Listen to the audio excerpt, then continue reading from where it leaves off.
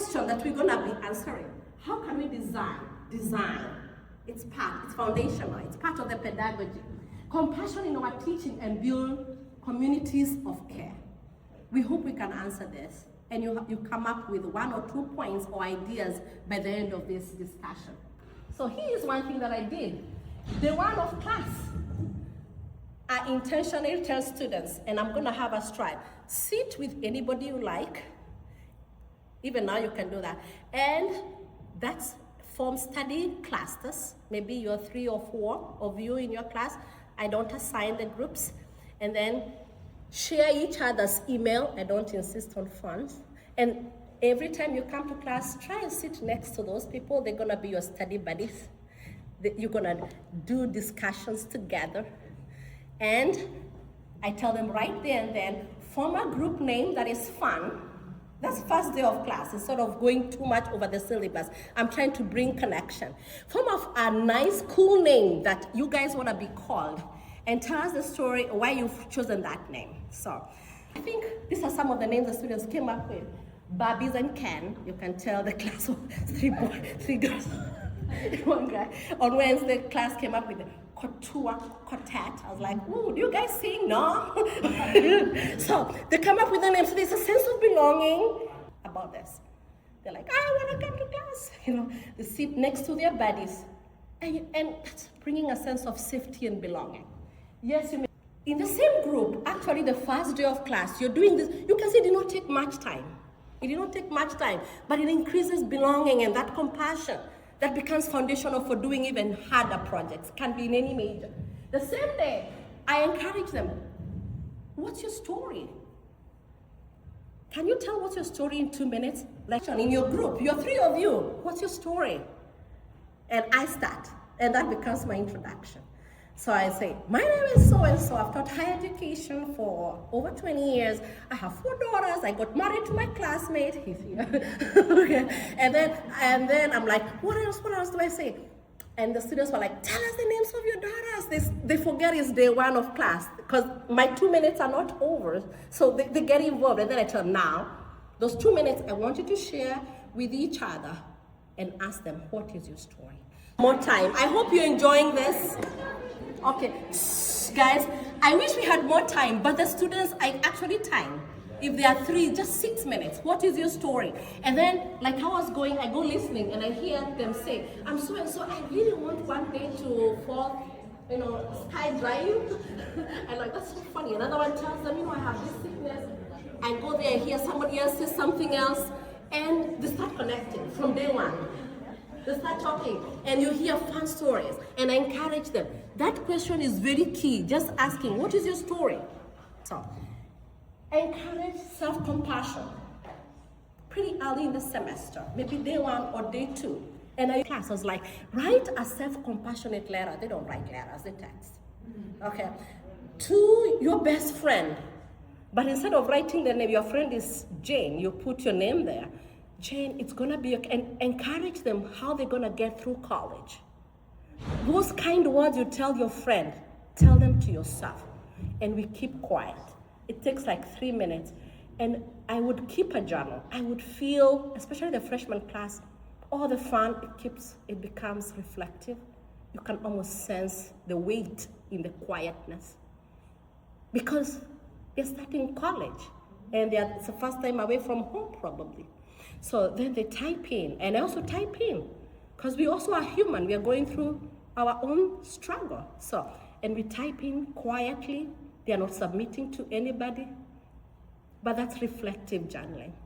So, another thing that I tried is encourage compassion to others.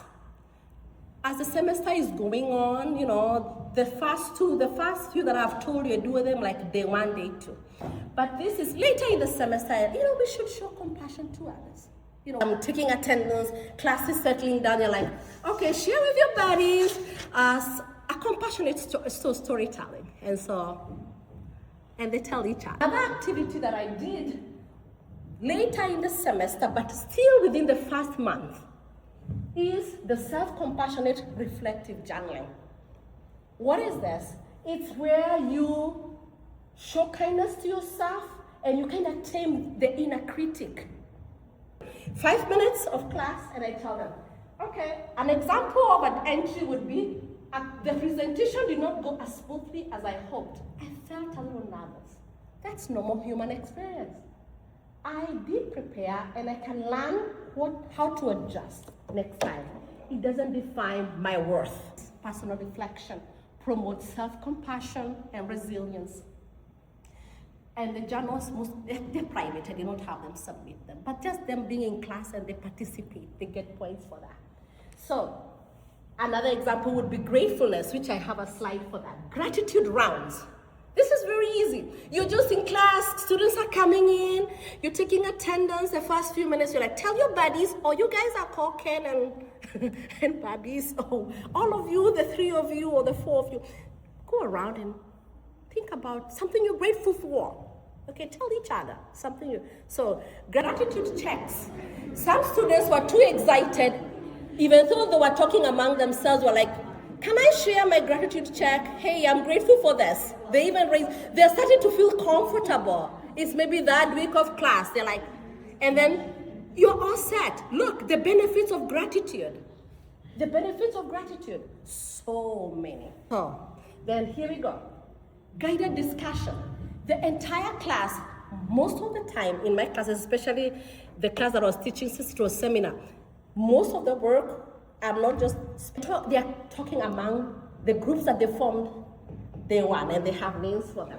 So creating spaces, this is where you're creating space for open dialogue. There's compassion, resilience in all that, active listening, non-judgmental responses. You know, most learning happens in groups. So guided discussion. So collaborative learning, less competition. So students cheered each other whenever it was their turn to present. So for the student is presenting, we cheer them on. Come on, it's Mary's day to present. I'm telling you, that little clapping and that cheering makes all the difference. If somebody was anxious about public speaking, there's a student who commented, I did not know that I'm good in public speaking, but when I spoke in class and I thought my voice is valued, they started feeling very confident. They present very well. So creative. The day you're presenting is your day to shine, is your day for us to sit down and you guide us, the guided discussion. And for example, one student was teaching on the Egyptian fashion. The Egyptian came with the eye makeup.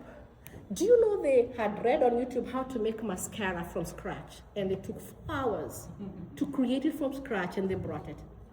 They had read how to, I'm like, you don't know who you're creating. Somebody who might come up with a cosmetic line. The students were so excited to come to class. I was with one, I was like, oh my goodness, we were doing part 2 of it. When they're almost skipping to come to class. You're also excited to get to class because there's that sense of belonging with the little things that you're doing. But they come and they're cheering, hey, it's your day to shine. Here's another thing. As the students here in one of the classes, they were supposed to do sketches and drawings, whether they're doing Adobe Photoshop or whatever, to show the inspiration they have gotten. And when the assignment was due, we would put our computers, like line them up in the class, and we come seeing each other's drawings. I'm gonna go grade them, but they feel, and they say, it's like an exhibition. It's like, oh my goodness, how did you do that? Show me. So they're learning from each other. They're learning from each other. I hope you can get your own ideas in your area. So learning becomes more collaborative. You're cheering, you're learning from one another. So another thing that I did was actually be in spaces that actually encourage learning, but also friendship.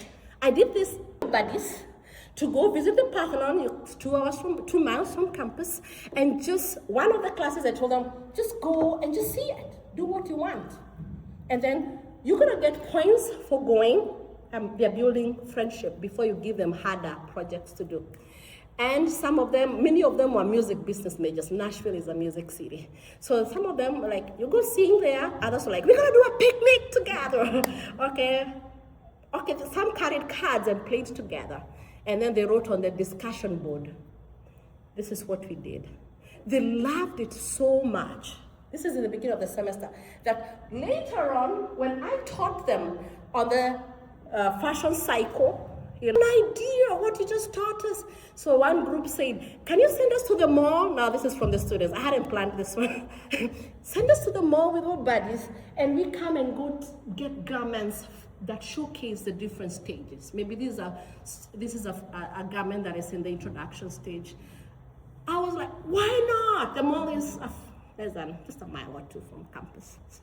So this was actually a student's idea. This is early, they're building friendship, but they're also learning. For my other class, I still took them to the Parthenon, the fashion class. We had just learned Greco-Roman fashion. But now when we go to the panel, I did not let them go on their own. We went together and we tried to dress in Greco-Roman fashion. And the pillars that are there in the Parthenon are things that we have learned in class. You know, the Ionic pillars, all those pillars, and the garments that are worn are called the same name as the pillars. So the architecture showing how fashion, reflects the architecture. So we wear that, and we have so much fun. Some of them actually went and designed the garments. I hadn't told them to do that. So that now what is happening, that student will never forget Greco-Roman inspiration and the connection between the architecture and the fashion. So sometimes in you trying to bring the compassion and the fun so that you can do other things, you actually make it more rigorous, they can't forget. I hope you can have other examples in your area. So then later on in the semester, especially after break, after fall break or spring break, now they have built connection, belonging, they're feeling excited, they don't feel judged. You give them very major projects to do that require them to think. We did not, so in the group, and so they work together as friends, they collaborate, they work with so much excellence, they bring their best foot forward, so because they feel like they're working with their bodies. So the role of the teacher is very important, you modeling that compassion. It's very, very, very important. I kept a journal of that. And there's research showing, all this is research showing that the teacher's compassion significantly is very, very important. So, and the compassion, the belonging, the confidence, the learning. Look at that connection, the compassion, the belonging, the learning. So, and then the compassionate framework for learning communities, you felt, like you're removing the competition.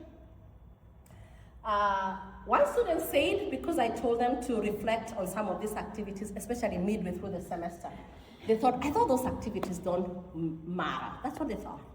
But they're like, but they made a real difference. That's a student's voice, trying to say it makes a big difference. So, and these are some of the themes. One of the things I'd like you to leave with is compassion mapping.